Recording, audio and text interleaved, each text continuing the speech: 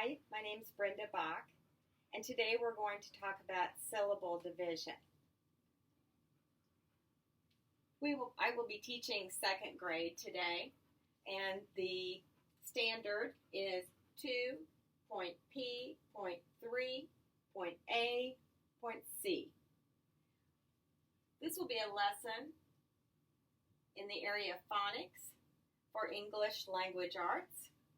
We will be understanding how English is written and read.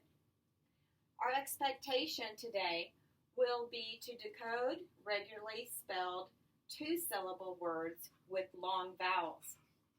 Previously, we have learned what an open and closed syllable is. So when it comes time at the end of this unit for assessment, I will be informally assessing students regarding open and closed syllables. The students will be able to define and identify open and closed syllables. I will also be assessing whether the students are able to apply their knowledge of open and closed syllables to decode two-syllable words with a long vowel sound, and I will be assessing to 80% accuracy in 4 out of 5 trials on each student. So let's get started with a review of where we have been on open and closed syllables. Many of the students still need further practice with this, so we're going to start out with a review for the entire class as a whole group activity. And open syllables end in a vowel, and the vowel is long. So for my demonstration of that, we're going to use the word me,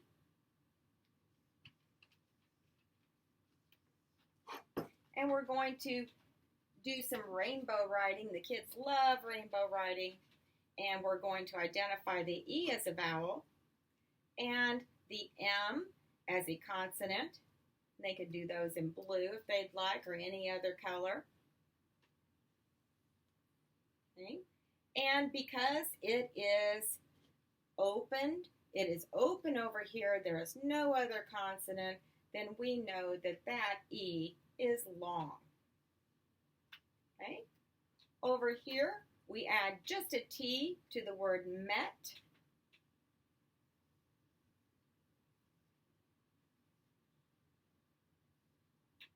Okay.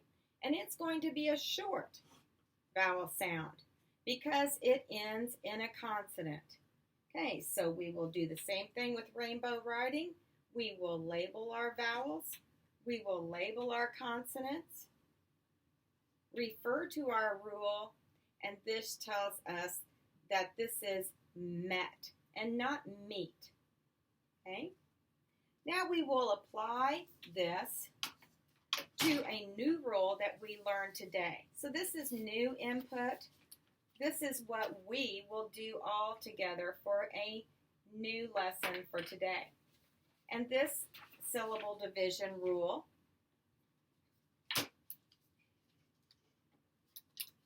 I will put up here, and I'm going to use the word robot. Now when a student first sees a new word in their reading, and they don't know how to identify or decode the word, first we start out by saying, do we recognize that word? Okay. First of all, let's see what we think it sounds like. We're going to count the segments down our arm. We're going to sound out the phonemic awareness sounds down our arm. And we're going to start with ah, b, ot, robot. Does that sound like a word you know? Okay, that was the short O, as in opera star. I have many mnemonic devices and little chants and sayings for the kids.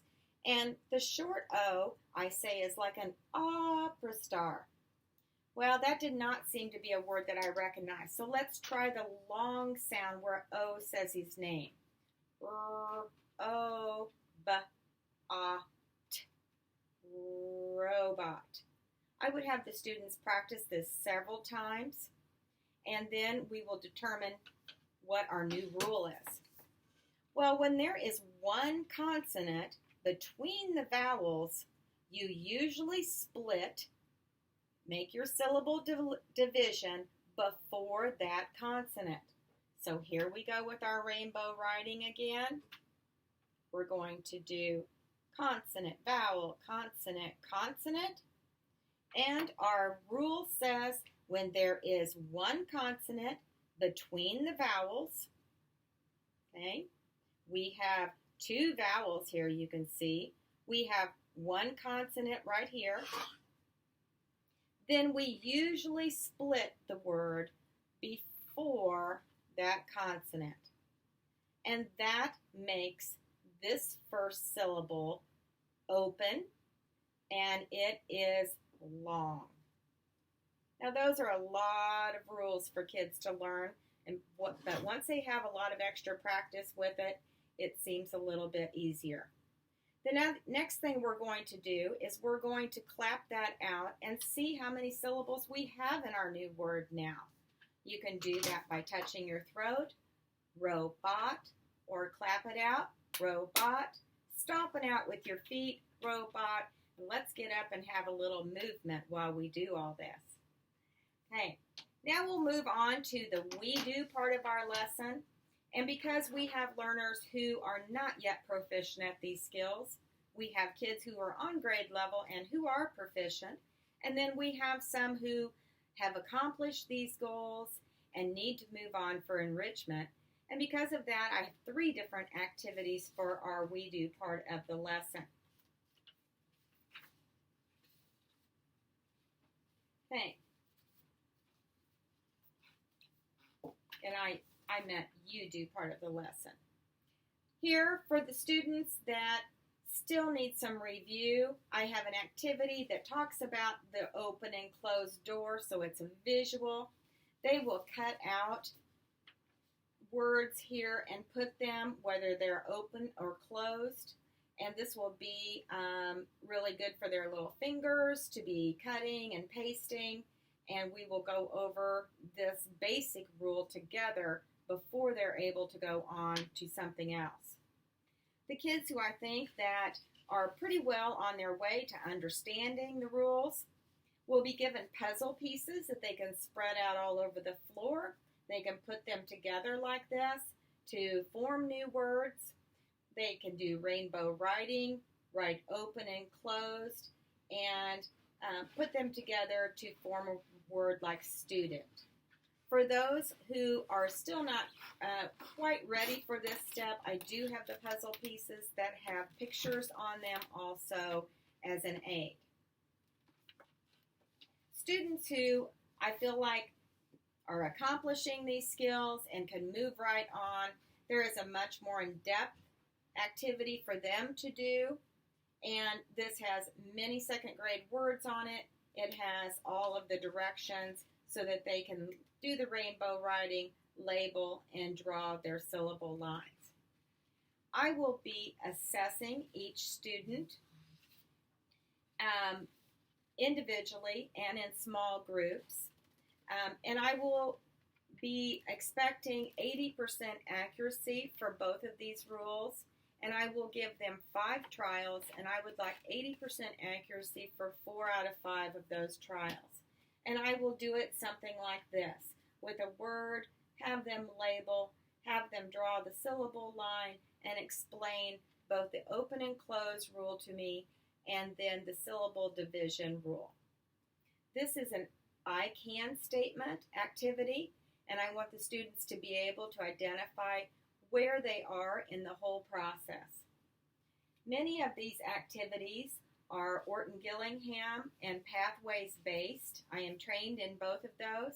I use a lot of multi-sensory activities with my students, so it's hands-on, and whether they're auditory, visual, or kinesthetic learners, that I'm hitting all modalities. I thank you for coming to our classroom today, and next time I will have a whiteboard on my back wall. That'll make it a little bit easier. Thank you for coming to second grade today.